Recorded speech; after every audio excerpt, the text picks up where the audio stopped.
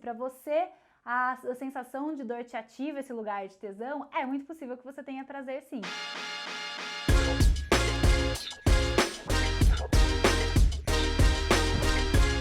E aí, bora sextar? Fetiche. Só de ouvir essa palavra eu tenho certeza que um monte de imagem passou pela sua cabeça. Algumas delas te excitam, outras te assustam e tem aquelas que você até reprova.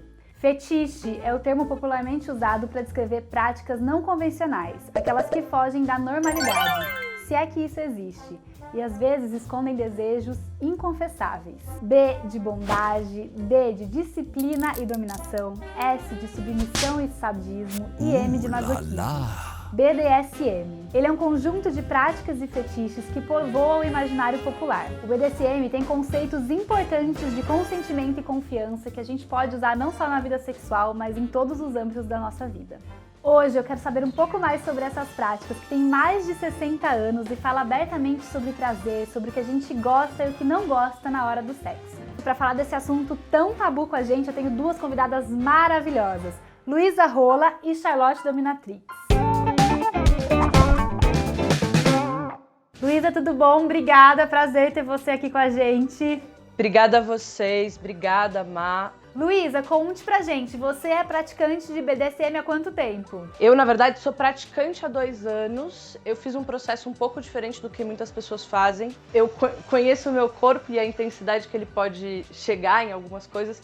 Então eu passei 1 ano antes de começar a prática estudando. Luísa, entre as práticas existe o bondage, que é uma das que você faz. Explica um pouquinho pro pessoal o que é o bondage e também a diferença que ele tem com o shibari. O bondage ele é uma prática mais moderna, ele é uma prática americana, inclusive quase todos os termos do BDSM são em inglês por conta disso. E o shibari ele é uma técnica muito antiga que na verdade vem de uma luta. Os samurais prendiam os seus presos com as cordas de uma maneira que eles, se mexessem para tentar sair das cordas, eles se prendiam mais. E o shibari, então, é essa arte antiga, ela teve uma recuperada sensual, antiga também, hoje ela é muito usada artisticamente. E o bondage, normalmente, ele é feito para fazer alguma outra prática. Você amarra a pessoa para transar, O shibari não, ele inclusive, para algumas pessoas, tem propriedades terapêuticas. Porque você entra num estado meditativo. Luísa, por que eu deixaria uma pessoa me amarrar? Porque primeiro você confia nela, porque segundo, ela discutiu e vocês dois conhecem os riscos dessa prática. Então isso é uma questão muito importante, né? E você também deixaria a pessoa te amarrar se você achasse que você vai se divertir com isso. Né? Ou com o tesão da pessoa te amarrando, ou com o próprio. Ô Luísa, o bondage seria essa restrição, ele é sempre feito com cordas ou pode usar outras coisas? Pode usar outras coisas. Tem uma coisa, por exemplo, que se vende no sex shop, que é super bom pra quem nunca usou nada, que é uma fita que não tem cola. Ela cola nela mesma. Então dá pra usar fita, dá pra usar um lenço, dá pra usar uma gravata, dá pra usar muita coisa pra amarrar. Uma coisa muito importante dentro do BDSM, essa troca, esse diálogo e essa confiança. Fala um pouquinho pra gente sobre como é essa questão do SSC, dessa questão de troca aí de confiança. Primeiro, eu acho que a gente tem que saber que um dominador não tem poder se a pessoa que estiver embaixo não entregar o poder. Esse poder do dominador só existe a partir do momento que eu entrego. E assim como qualquer questão ligada a consentimento, eu também posso tirar esse poder a qualquer momento. O SSC é uma das bases principais do BDSM. O SSC significa ação, seguro, consensual. Eu tenho que garantir que eu tô sã, eu não tô bêbada, eu não tô psiquicamente fora do meu estado regulado, eu tô absolutamente com a possibilidade de perceber esse corpo. Dentro do BDSM tem uma discussão muito avançada sobre consentimento. Porque eu sei que as coisas têm riscos, porque existe uma posição de vulnerabilidade diferente. Então, por exemplo, nunca se começa uma prática sem previamente se discutir quais são os limites. Qual é a minha palavra de segurança? Eu vi muito que dentro do BDSM uma coisa muito importante é o dominador estar sempre checando com o submisso, nesse caso, se tá tudo bem, né? A gente tirando do contexto do BDSM, qualquer prática sexual, seria muito interessante se a gente tivesse a questão do consentimento sempre, né? Interessante não, essencial. Quando eu faço uma sessão de shibari com alguém, eu digo, minha necessidade que você coloque o seu limite. Você falou sobre a palavra de segurança. Explica um pouquinho pro pessoal o que é, quando é que é usada essa palavra de segurança dentro do BDSM. A palavra de segurança, você tem uma que é padronizada dentro da cena BDSM, que é o vermelho e amarelo. Vermelho é parou, aqui chega, e amarelo é talvez isso, agora não, vamos para outro lugar. E você também pode combinar uma palavra de segurança particular daquela jogada ou daquela relação. Geralmente são palavras aleatórias, então, que a gente escolhe qualquer coisa que geralmente fuja desse contexto sexual, tipo céu, pra você identificar que aquilo ali é seu limite, ou que você quer trocar, ou que você quer realmente encerrar a prática ali naquele momento. Você falou do BDSM ser uma coisa lúdica, né? Uma encenação, aquilo ali é uma cena. Explica então um pouquinho para as pessoas como é essa questão de ser uma encenação, ser uma cena, e como é que a gente encerra essa cena e quais são os passos depois que a gente encerra essa brincadeira aí, essa prática, essa participação. Eu gosto muito que no inglês se usa a palavra play, que é brincar, para falar das brincadeiras que estão dentro do BDSM. A ludicidade do espaço do BDSM é a ludicidade de eu poder ser algo que nunca fui. E isso não depende de eu estar fazendo um papel. Eu sou uma mulher que é super assertiva na vida, que nas minhas relações eu tomo iniciativa. Na cama eu gosto de ser dominada. Às vezes gosto de dominar também. Mas é um pouco essa possibilidade de jogar com os papéis que a gente tem na vida.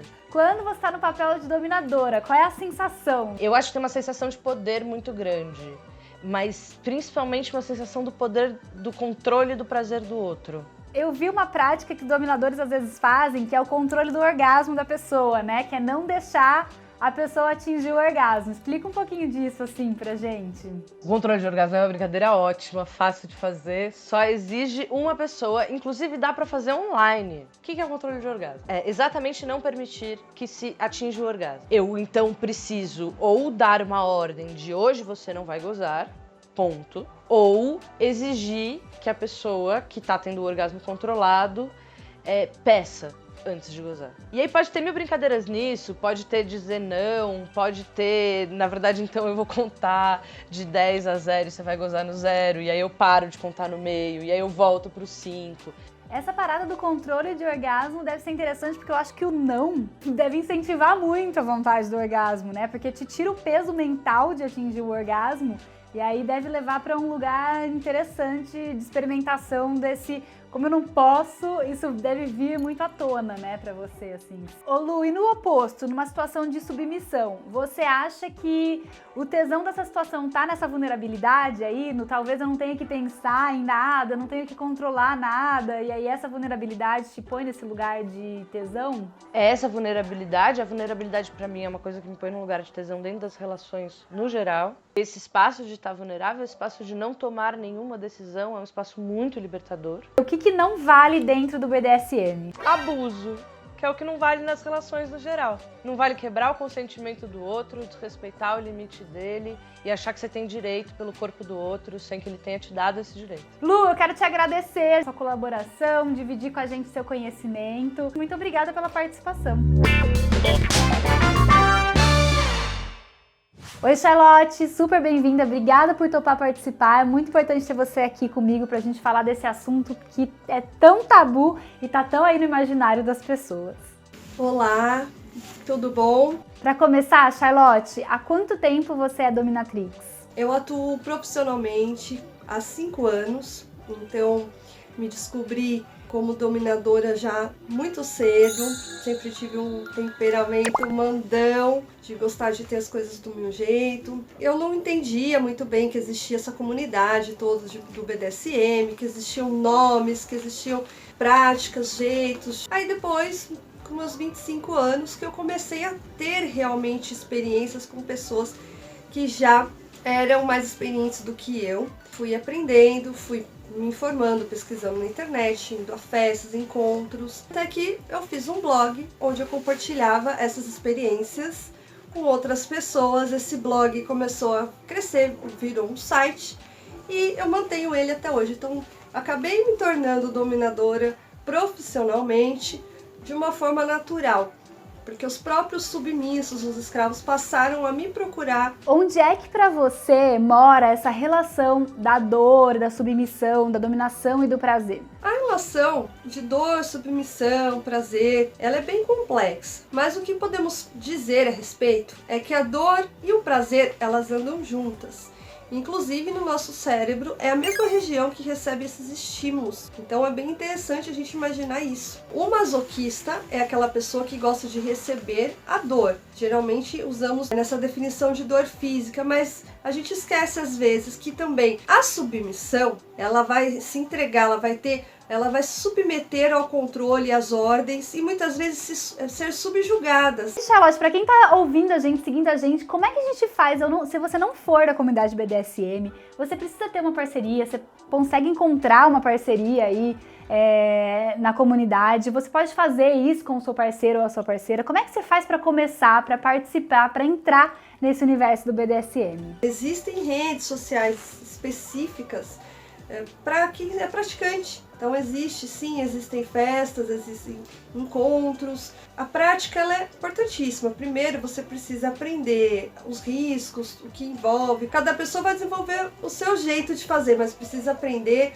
as técnicas. A pessoa já pode ter esse parceiro, nós chamamos de play partner. Então pode ser um parceiro, pode ser um namorado, pode ser um amigo, pode ter conhecido numa festa, pode ser online. Charlotte, tem algum perfil de pessoa que costuma mais te procurar ou é variado?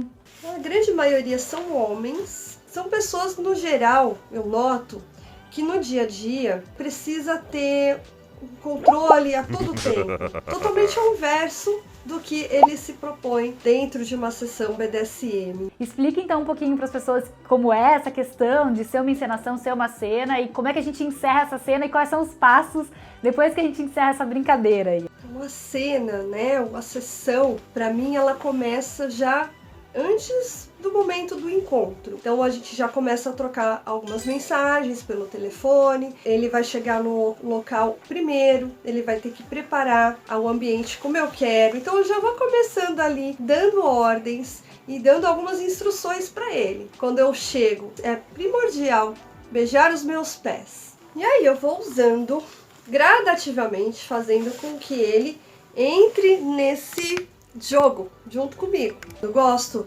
das práticas de tease and denial, que a tradução é provocar e negar. Então eu vou usar desse jogo psicológico para fazer com que ele faça tudo o que eu quero. Posso usar algumas práticas que ele não gosta tanto, mas não é um limite dele.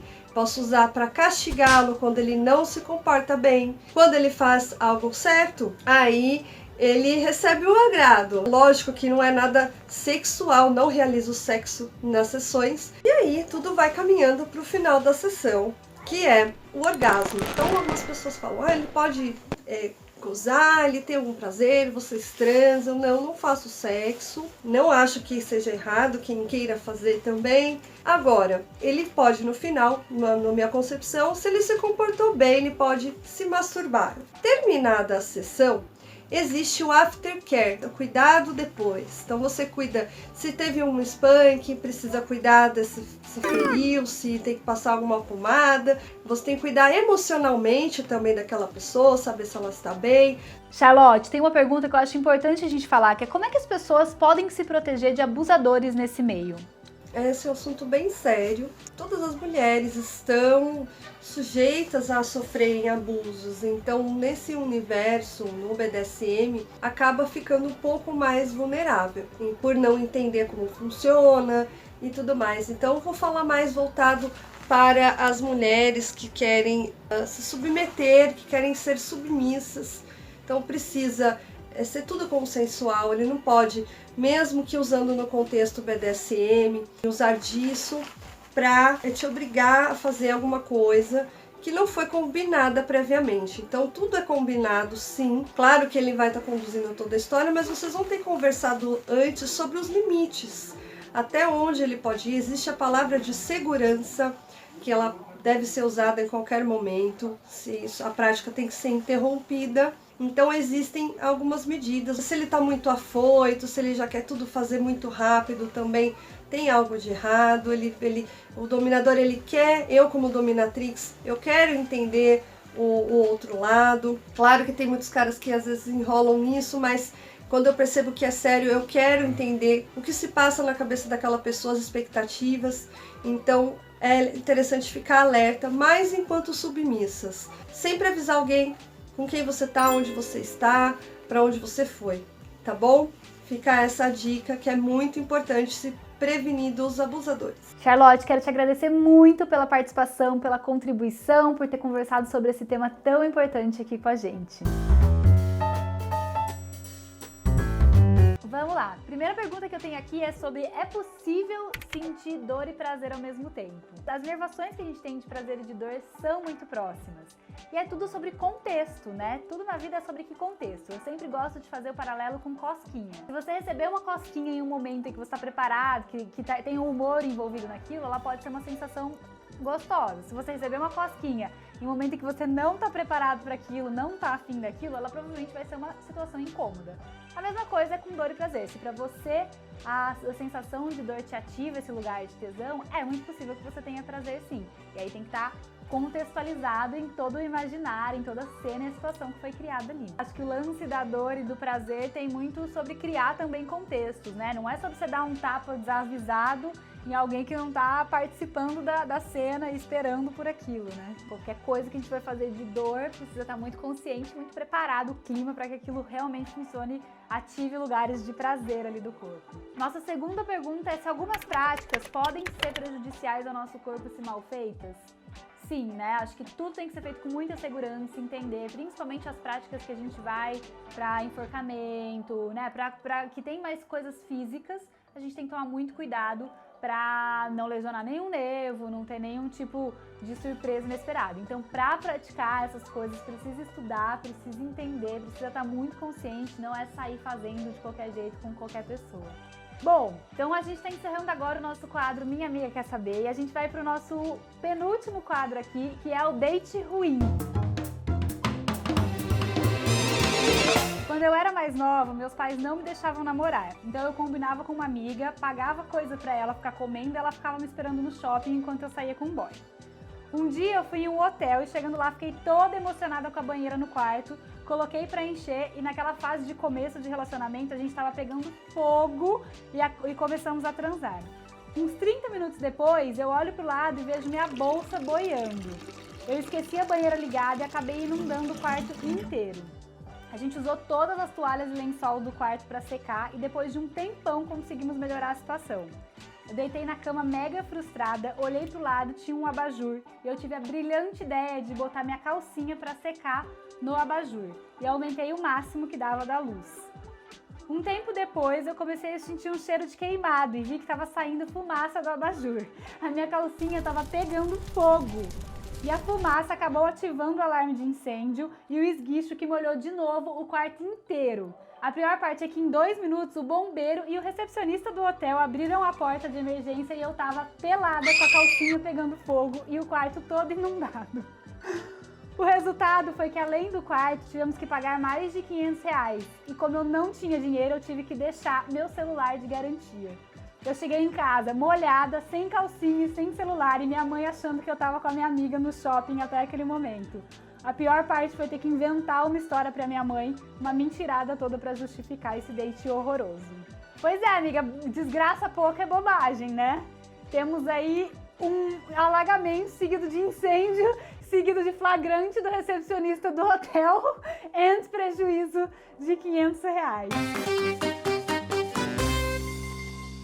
E como a gente já sabe, a gente encerra todos os programas com uma pergunta polêmica que a gente vai conversar mais sobre no domingo em uma live. E a pergunta de hoje, que é para encerrar o programa e encerrar essa temporada do Sextou, é: existe sexo normal? Espero vocês no domingo para a gente conversar sobre esse assunto. Foi um prazer sextar com vocês. Um beijo.